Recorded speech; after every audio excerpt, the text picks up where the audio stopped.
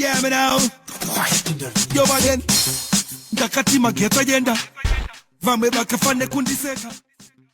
Well, I came to send my condolences, and I did that on behalf of the people of South Africa, the people of the EFF, and to thank Mrs. Mugabe for having looked after President Mugabe until the last minute. We're here to tell her in person that we're very proud of her, and she serves as an inspiration to a lot of us, and that she must protect President Mugabe's legacy with everything against any form of opportunism which will want to ride behind the legacy of President Mugabe, even when they tormented him to the last day. And we were giving her our support, that we really support her and the family, and we respect the last wishes of President Mugabe, and that in our African traditions, the weight of the disease cannot be undermined by anyone. It doesn't matter how powerful you think you are. And really that's what we're here for. And want to thank her for welcoming us into her home. Anyway, we are the children of this house. President Mugabe himself welcomed us before, and we are always at home when we're in Zimbabwe. You said that people tormented him to the very. Which people are that? Well, there are certain things that the family would have agreed with the authorities about how President Mugabe will be looked after, especially after office, including provision of medical care, medical team, and commitment to certain benefits of a former head of state, and that didn't happen. Many of those didn't take place, and we shouldn't be the type of society where we celebrate our leaders when they are still fit and proper and strong, and when they are no longer in a position to be in positions of leadership, we start looking the other way and behaving like we've never sang songs about these people. We've never regarded them as our heroes. You spoke about legacy earlier on, defending the legacy of the later statesmen. Leaders like you, political leaders like you, and people like Nelson Chamisa, what role can you guys play in defending the legacy that these fathers have put for us? We ought to be fearless. We ought to be Pan-Africanist in character. We should know that Africa is not a continent, but a country. We are one people. We should fight for the borderless continent, because these borders were imposed on us by the imperialist forces. They are not of our own. And when you say you are a student or an activist of anti-colonialism, yet at the same time support borders, you are unwittingly supporting colonialism. We need one Africa with one currency, with one president. We need Africa that is going to grow politically, economically, socially, and otherwise, which will be regarded as China, as America, as Europe, as an equal, not as a by the way type of a thing. The unity of African people, the unity of Africa, is a direct threat to imperialism and colonialism. And that's why they spend too much effort dividing us, because they can only thrive through division. These old people were trying to teach us that we are one thing. Look at President Mugabe. After defeating Ian Smith and his forces, they don't take the land because they know that if we take the land with immediate effect, it will derail the revolution of South Africa. And therefore, let's wait until the South Africans have attained their freedom, so that together we can now join efforts to fight for the economic emancipation. Who does that if those people don't regard you as their own? They regard South Africans as their own. They derail their own revolution for South Africa to make progress so that we can move forward. So they've always been driven by the interest of Africans wherever they are. President Mugabe spoke truth to power. He was never scared of the white man. And a lot of us are very submissive to white people. And every time he spoke, something inside us, even when you didn't like him, something inside us was always reawakened by Mugabe's speeches, because he was saying the things that cowards were scared to say. Whether you are in the diaspora, whether you are anywhere in the continent, you always felt represented by what President Mugabe will say, be it at the UN General Assembly, be it in the AU or at SADC platforms. He always spoke for the black man, because he knew that black men, wherever they are not liked. They are being rejected, they are treated as slaves, they are treated as subhumans. And only speaking truth to power will inspire confidence for the black man to rise and fight for his rightful place on earth and fight to be treated as a human being and as an equal. Do you think that President Mugabe's legacy is safe in the hands of the dispensation? Well, we would not necessarily say it is safe or not. It is for us who are remaining to protect it. We shouldn't rely on those who envy President Mugabe, because I think there are others who envy him. And there can only be one Mugabe. These are chances. So they shouldn't even try and want to be like him. They won't even come anywhere close to him. So it is for those who believe in what he stood for, who should protect his legacy. And if the current dispensation here believes in President Mugabe, they should protect his legacy. Part of protecting his legacy is first and foremost to respect his last wishes and to respect the wishes of his family. It's an absolute nonsense that you think declaring a person a national hero takes away the right of the family over the deceased. The family, especially the surviving spouse, has got the last word. It doesn't matter whether you have declared a person a national hero, whether you are doing a state funeral.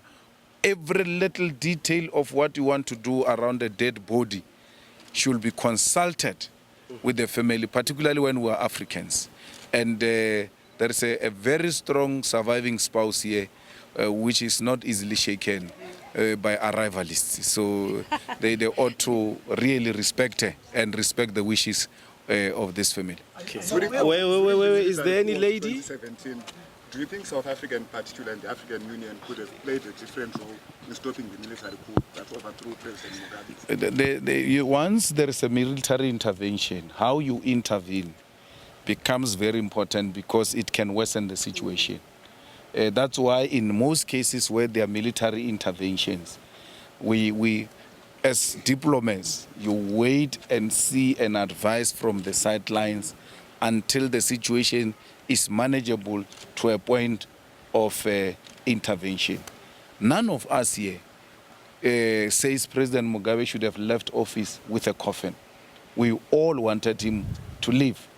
That's why even during the military interventions, some of us engaged our presidents to receive him, because we were scared they were going to kill him. And we didn't want him to be removed in a manner that is humiliating, in a manner that will lead to his death. But we are all in agreement that he should be released, but not in a manner they did. This type of interventions, if they are allowed, they may become an unacceptable phenomenon for the region of SADC.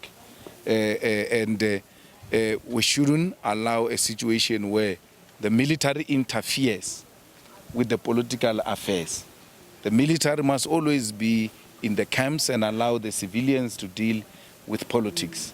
And that conversation of President Mugabe leaving an office was always there. That conversation was there. And everybody else, Mama Mugabe knows that, and she was agreeable to it. The fact that they were actually even accusing her of wanting to succeed him, it means the conversation of him going was there. And therefore, the military intervention was not necessary. But when it came, we all said, let's accept it and continue to make a call that there shouldn't be blood on the floor. Please handle it with care. We kept on making those calls. I remember speaking to President Mnangagwa, even post-elections, that we do not want blood. Whatever happens, let's try and find a peaceful African solution so that we don't continue to be looked at as barbarians in front of the international community. And how do you take a situation whereby someone who stayed in power for about close to 4 decades died in a foreign land seeking medical help? No, he was not seeking medical help in Singapore. He went for a stay in Singapore. They rented a house in Singapore. They were staying there. The President Mugabe fell sick when he was in Singapore. But the African leaders themselves, many of them get helped outside their own countries. The same thing happens to Chiwenga, I'm told he's in China, and all of that. It must be a lesson for all of us that African leaders must look after their own countries and build facilities which are better than Singapore or China facilities. We must have the capacity to cure our own here in the continent. It's not always nice to hear that leaders have gone out for medical checkups and all of that. Africa is not being failed by Africans, it's failed by leaders. Our leaders must do the right thing, look after their people. We can't have a country here in Zimbabwe with so many unemployed people. It goes back to the leadership. It is not the people who control the economy, who control the political power of the country. It is the leadership. African leaders must take care of their own people. Now Zimbabweans are being beaten in South Africa, Nigerians are being beaten everywhere else, not because of their own problems or problems of their own creation, but problems created by African leaders who do not care about their own people. Our leaders must take care of us.